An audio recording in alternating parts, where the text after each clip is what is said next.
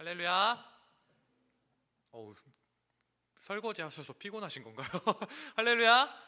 네, 오늘도 예배 자리 가운데 나오신 청년 여러분 사랑하고 축복합니다. 함께 예배함이 기쁨 됩니다. 네, 성경을 통해 우리에게 오늘 말씀하신 바를 깨닫고 또 그 말씀을 마음 깊이 새겨 변화된 삶으로 나아가는 예배가 되길 간절히 소망합니다.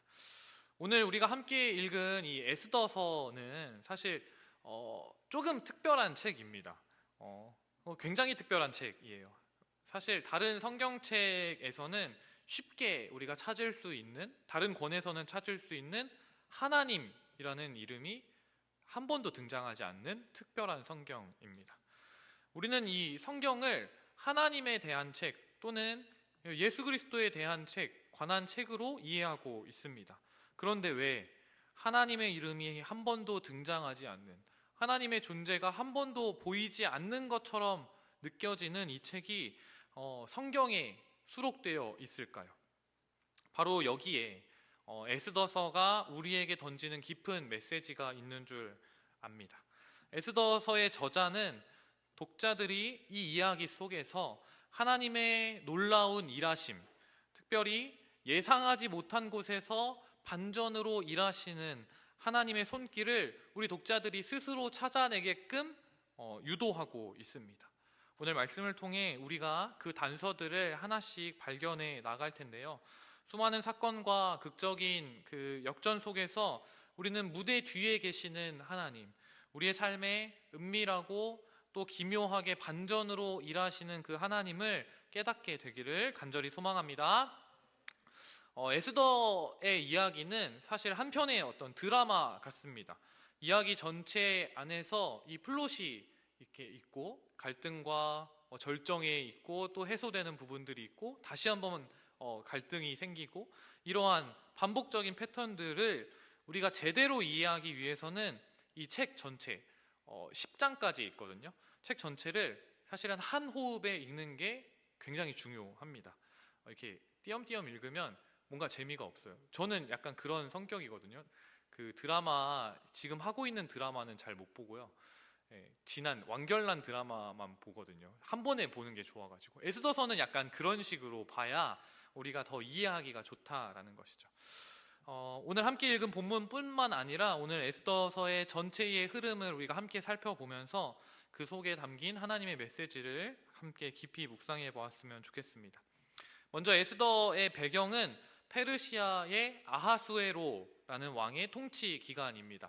우리가 흔히 그 300의 왕이라고 잘 알고 있는 그 크세르크세스의 이야기이죠. 페르시아는 이 당시에 역대 가장 강력하고 거대한 제국을 이루고 있는 나라였습니다. 영토도 급속도로 확장하던 시기입니다. 유대인들은 이미 고레스의 조서로서 그 포로의 생활에서 1차 귀환을 한 사람들이었지만 그 중에 소수의 사람들만이 수룹바벨을 따라서 고향으로 돌아갔습니다. 대다수는 여전히 페르시아에 남아 있었다라는 것이죠. 유대 땅이 아직도 그 짓밟힌 흔적들 때문에 황폐하였고 수십 년 동안 이 페르시아 바사 제국 안에서 본인들이 쌓아 올린 삶의 기반을 포기하기가 사실 쉽지 않았기 때문에 이들이 1차 귀환 때 사실 많은 수가 돌아가진 않았다라는 거예요. 페르시아라는 거대한 제국 안에서 수많은 민족들이 함께 살고 있었고 그 안에 있는 유대인이라는 그 민족들은 어떻게 보면 잊혀진 민족, 정말 소수 민족, 미미한 존재에 불과했습니다. 이스라엘의 하나님이라는 그 이름은 페르시아라는 거대한 왕국, 거대한 권력 앞에서 사실은 엄청나게 초라해진 시점이었다라는 것이죠. 이 책은 약속의 땅을 떠나서 세상의 그 거대한 흐름 속에서 살아가고 있는 그 민족들에게 일어난 한 사건을 다루고 있습니다. 사실 우리의 삶과 많이 닮아 있다라는 말입니다. 오늘날 많은 청년들, 많은 성도들이 하나님의 백성이라는 정체성을 가지고 있지만 거대한 세상의 시류 가운데 세상의 어떠한 그런 흐름 속에서 우리가 살아가고 있는 것과 마찬가지다라는 것이죠. 때로는 에스더서에 등장하는 디아스포라 유대인들처럼 우리가 정말로 세상 속에 살아가는 작은 그리스도인으로 하나님께서 이런 나에게, 이런 우리에게 과연 관심을 가지고 있을까라는 깊은 의문을 던지게 된다라는 것입니다. 우리 가운데 이러한 의문이 있다, 질문이 있다라는 것이죠. 과연 하나님이 정말로 존재하시는가? 이스라엘의 하나님께서 여전히 당신의 백성들을 기억하신다면 우리는 이 거대한 제국 가운데 우리가 그 하나님의 백성이라는 정체성을 가지고 있는데 어떻게 그분을 만날 수 있는가? 우리도 마찬가지죠. 이 세상에 급변하는 세상의 시류 가운데 우리는 그리스도인이라는 이 정체성을, 하나님을 어디서 만날 수 있는가라는 질문이 우리 안에 있다라는 것이죠. 그리고 내 삶 속에 하나님은 정말로 일하고 계신가? 세상의 모진 핍박과 세상의 어떠한 우리가 할 수 없는 그런 흘러가는 역사들로 인해서 하나님이 정말로 일하고 계신지 의문스러울 때가 있다라는 것입니다. 특히나 나의 좌절과 우리 안에 있는 그런 고난들 속에서 하나님은 무엇을 하고 계시는지 질문이 생길 때가 있습니다.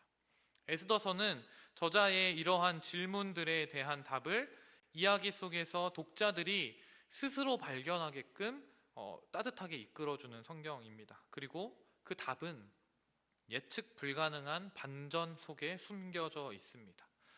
에스더서의 이야기는 예측 불가능한 반전의 연속으로 이어집니다. 각 장면에 숨겨진 하나님의 섭리를 함께 따라가 묵상하기를 간절히 소망합니다. 이 이야기는 페르시아 왕국의 화려한 잔치로 시작합니다. 1장과 2장을 보시면 아하수에로 왕이 무려 180일 동안 성대한 잔치를 벌입니다. 1년이 며칠이죠, 여러분?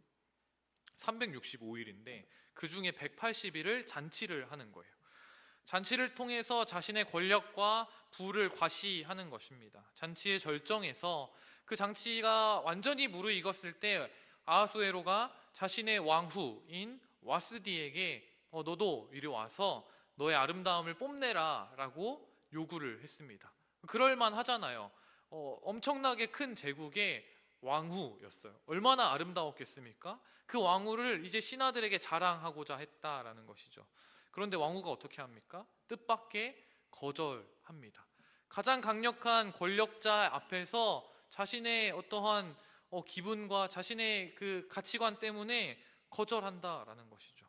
왕의 권위를 무너뜨리는 행위였습니다. 분노한 아하수에로 왕은 그 바로 즉시 와스디를 폐위하고 새로운 왕후를 찾기 위한 미인 대회를 엽니다. 왕의 일시적인 분노와 충동적인 결정은 언뜻 보면 무의미해 보이지만 사실 이때부터 반전의 그 씨앗이 뿌려지고 있다라는 것입니다. 이 미인 대회에서 유대인의 혈통을 숨긴 에스더가 새로운 왕으로 선출되었습니다. 그녀의 신분은 철저히 비밀에 붙여집니다. 이렇게 복선이 하나 생기게 되는 것이죠. 에스더의 사촌 오빠이자 보호자였던 모르드게가 우연히 왕의 암살 음모를 듣고 이제 새롭게 왕후가 된 에스더를 통해서 아하수에로 왕에게 당신이 암살 위험에 처해 있습니다 라는 것을 알리게 됩니다. 왕은 목숨을 구한 모르드게의 공로를 굉장히 잘했다라고 인정은 하지만 당장에 아무런 보상을 주지 않아요. 사실은 암살 위기에서 벗어나게 했으면 보상을 주는 것이 마땅하잖아요. 그런데 특별하게도 여기에서는 아무런 보상을 주지 않았습니다. 그리고 모르드게가 나의 목숨을 살렸다라는 그 기록만 역대 기록에 남기게 된 것이죠. 이 모든 일련의 과정 속에서 하나님의 이름이 직접적으로 언급되지는 않지만 사실 이 성경을 읽고 있는 우리는 이미 하나님의 은밀하고 기묘한 섭리가 작동되고 있다라는 것을 은연중에 직감하게 됩니다. 무관심해 보이는 왕의 행동과 우연처럼 여겨지는 왕후의 와스디의 거절, 그리고 미인대회에서 에스더가 새로운 왕후에 등극하는 것, 이 모든 사건들 속에서 하나님은 치밀하고 또 은밀하게 모든 사건들을 연결시키시고 일하고 계셨다라는 것이죠. 평화로웠던 이 분위기가 갑자기 3장에서 급변하기 시작합니다. 왕은 갑자기 하만이라는 인물을 높여서 모든 신하들을 그의 아래에 놓게 합니다. 그에게 절하게 하고 그의 명령을 온전히 따르게 한다라는 것이죠. 그런데 여기에서 하만에게 무릎 꿇고 하만에게 절하기를 거절하는 한 사람이 있습니다. 누구였습니까? 인물이 몇 명 안 나왔는데요. 누구였죠? 모르드게였습니다. 모르드게가 하만에게 절하기를 거절한다라는 거예요. 사실 이 거절에는 깊은 역사적 배경이 숨겨져 있습니다. 하만은 아각 사람이라고 소개되는데, 아각은 이 사울 왕 시대의 아말렉의 왕을 가리키고 있습니다. 아말렉은 광야에서 이스라엘의 약한 자들을 공격하고 대대로 이스라엘의 숙적으로 여겨집니다. 모르드게는 유대인의 숙적인 그 하만, 아각 사람의 자손인 하만에게 굴복할 수 없었다라는 거죠. 자신이 여전히 모르드게는 하나님의 백성이다라는 정체성을 가지고 살았기 때문에 하나님의 백성인 이스라엘을 공격했던 그 아각 사람의 자손에게 절할 수 없었다라는 것을 표현했다라는 것입니다. 그의 불굴적 신앙의 태도는 역사의 흐름을 바꾸는 작은 불씨가 됩니다. 모르드게의 거부, 이 절을 거부한 모르드게 때문에 분노한 하만이 왕을 설득하여서 페르시아 제국 내의 모든 유대인들을 진멸하고자 하는 끔찍한 조서를 내리게 됩니다. 이제 유대 민족 전체가 모르드게 때문에 절체절명의 위기에 처하게 된 것이죠. 유대인들은 모두 말살당하게 되는 조서가 내려진 것입니다. 그리고 모든 백성들이 절규합니다. 그리고 이 순간에도 하나님의 백성이 전멸하게 생기는 일촉즉발의 상황 가운데 여전히 하나님은 침묵하고 계신 것처럼 보입니다. 4장에서 이 위기를 극복하는 이야기가 등장합니다. 모르드게와 에스더에게 그 시선이 맞춰지는데요. 모르드게는 에스더에게 네가 나아가서 너가 유대인임을 밝히고 하만의 조서를 철회하도록 요청해라 라고 말하고 있습니다. 그런데 에스더가 어떻게 말합니까?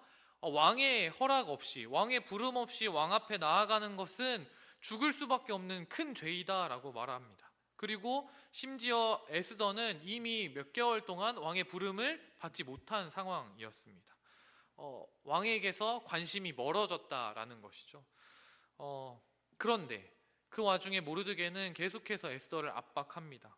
이렇게 말합니다. 네가 침묵한다고 할지라도 유대인을 위한 구원은 반드시 다른 곳에서라도 임할 것이다 라고 믿음의 고백을 하는 것입니다. 그리고 네가 왕후가 된 것이 바로 이때를 위함이 아닌지 어떻게 아느냐라고 에스더를 압박합니다. 저는 여기에서 모르드게에게 어떠한 믿음이 있었다라고 분명히 확신합니다. 모르드게는 자신이 믿고 있는 그 하나님이 자신의 백성을 반드시 구원하실 것이라는 믿음이 있었다라는 것이죠. 그래서 에스더에게 이렇게 말하는 것입니다. 네가 아니더라도 반드시 하나님은 일하셔.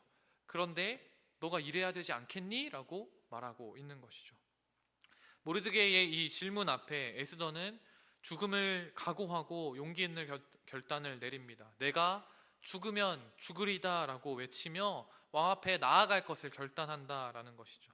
이 외침은 단순히 에스더 혼자만의 용기를 넘어서서 이 절망의 순간에 바라는 믿음의 선포였고, 이때부터 이 죽으면 죽으리라 라는 그 믿음의 고백을 한 후부터 하만의 그 악한 계획, 유대인들을 다 멸절시키려는 이 악한 계획이 뒤집혀지는 것을 우리는 보게 됩니다. 역전의 드라마가 이 에스더의 고백으로 인하여 시작한다라는 것이죠. 5장에서 에스더는 왕과 하만을 잔치자리에 초대합니다. 왕이 기분이 이제 좋아져서 에스더에게 야, 네가 원하는 게 무엇이냐라고 묻습니다. 나라의 절반이라도 줄 것 같은 분위기입니다. 그런데 에스더는 곧바로 소원을 말하지 않고 청하건대 다음 날 다시 제가 잔치를 열 텐데 그곳 가운데 왕과 하만이 와주었으면 좋겠다라고 요청합니다. 이 두 번의 잔치는 에스더의 치밀한 계획이었고 하만을 완벽하게 무너뜨리기 위한 한 수였습니다.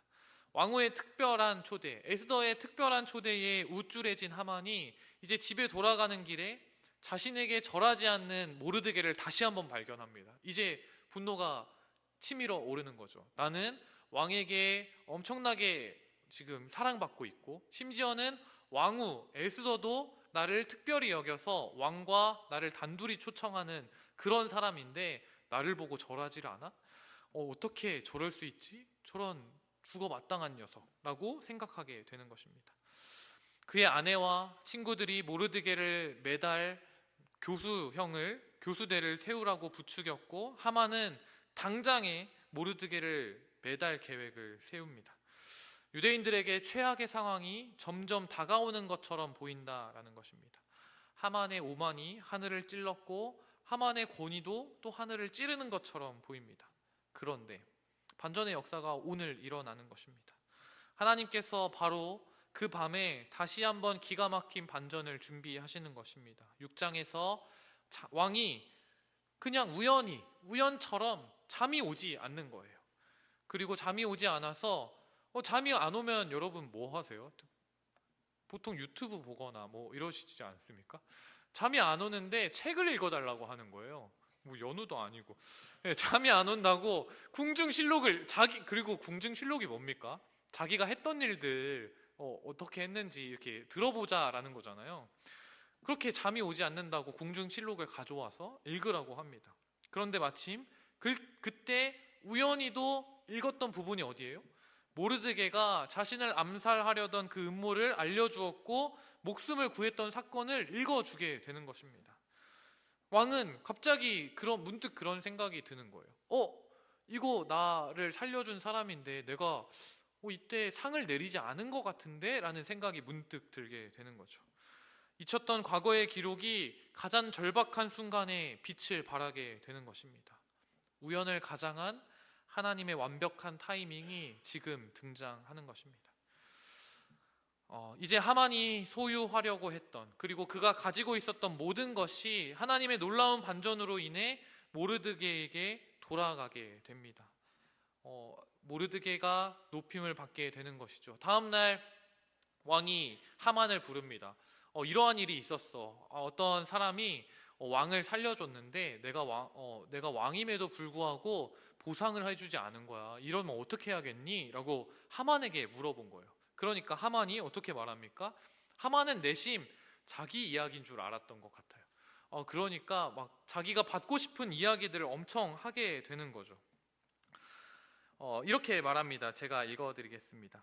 6장 6절인데요. 하만이 들어오거늘 왕이 묻되 왕이 존귀하게 하기를 원하는 사람에게 어떻게 하여야 하겠느냐. 하만이 심중에 이르되 왕이 존귀하게 하기를 원하시는 자는 나 외에 누구리이까? 라고 말하며 왕에게 이렇게 말합니다. 사람을 존귀하게 하시려면 왕께서 입으시는 왕복과 왕이 타시는 말을 태우고 왕이 머리에 쓰는 왕관을 가져다가 다 입히고, 또 왕이 존귀하게 하시는 사람에게 모든 사람들이 이같이 할 것이다 하소서라고 말하는 것이죠. 왕이 입고 있는 모든 것을 그에게 입혀주시고 왕처럼 대해주실 것을 요청합니다. 하만이 자신을 왕처럼 대해달라고 아하수에로에게 요청하고 있는 것이죠. 난 줄 아는 거예요. 나네 이렇게 생각한 거죠. 그런데 반전이 일어납니다. 이에 왕이 아하수에로 왕이 이렇게 말하는 거죠. 그럼 모르드게를 데려오라 라고 말하는 겁니다. 하만은 자신이 소유하고 싶었던 모든 그 소유, 하만이 자신이 원했던 모든 것을 자신의 원수라고 느껴지고 생각하고 있는 모르드게에게 모두 빼앗기게 됩니다.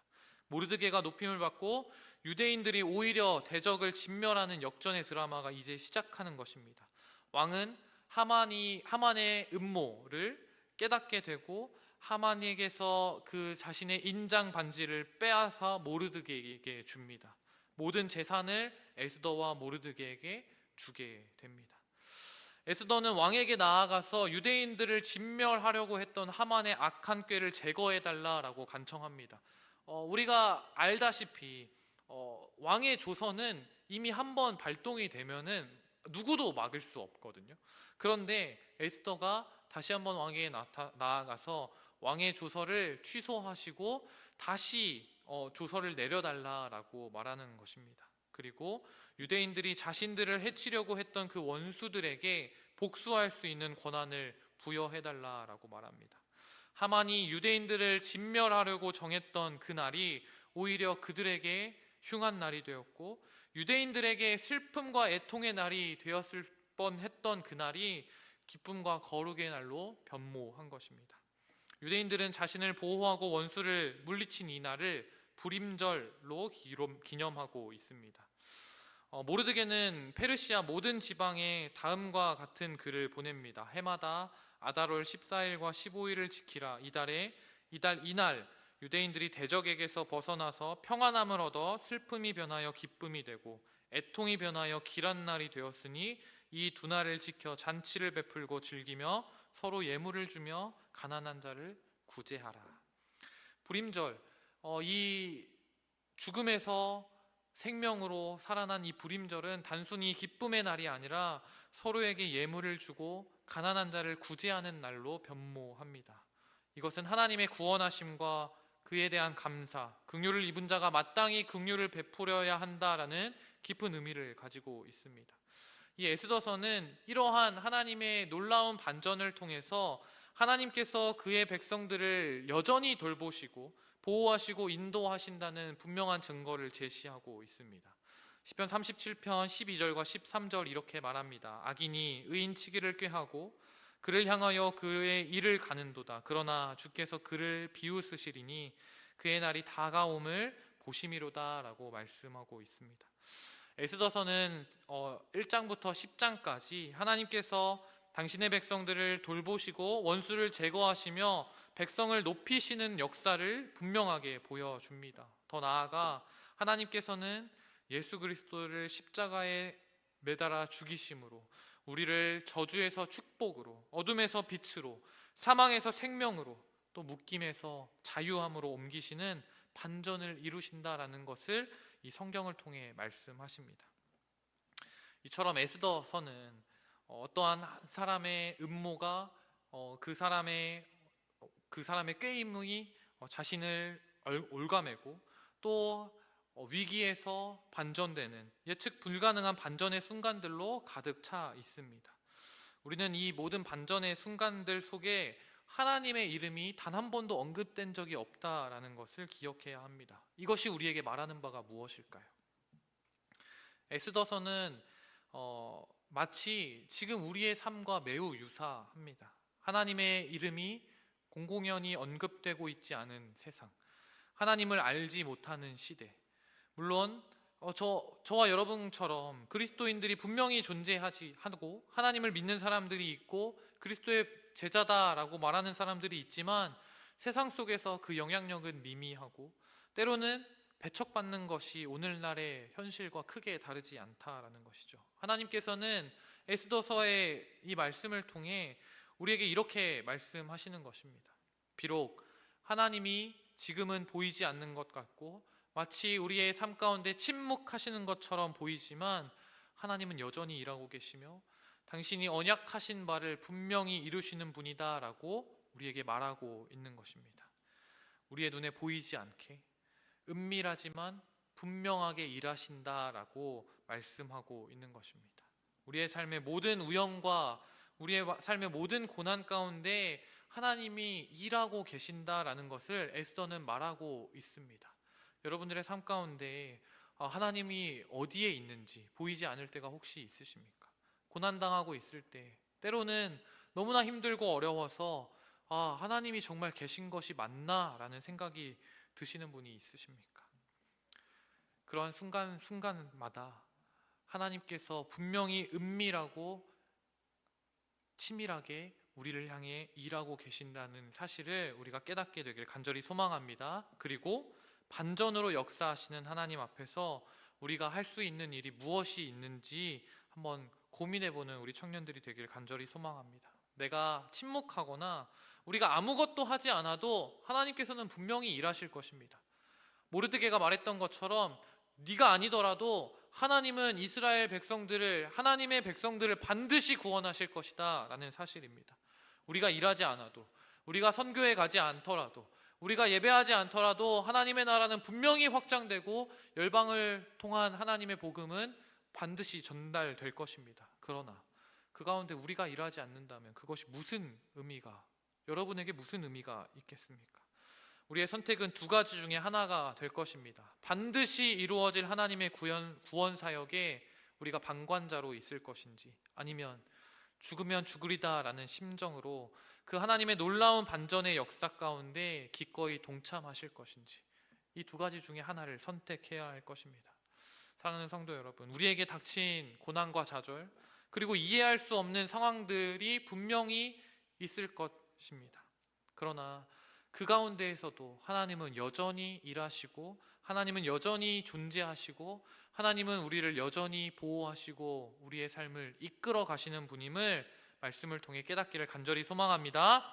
우리의 시선이 당장의 현실에만 머무르는 것이 아니라 하나님께서 은밀하게 준비하고 계시는 그 반전의 역사를 기대하며 나아가는 우리 청년들이 되기를 간절히 소망합니다. 하나님께서는 우리의 고난 가운데, 우리의 그 환경과 어떠한 역경 가운데 그 뒤에서, 그 무대 뒤에서 반전을 가지고 역사하시는 분이심을 믿으시길 간절히 소망합니다.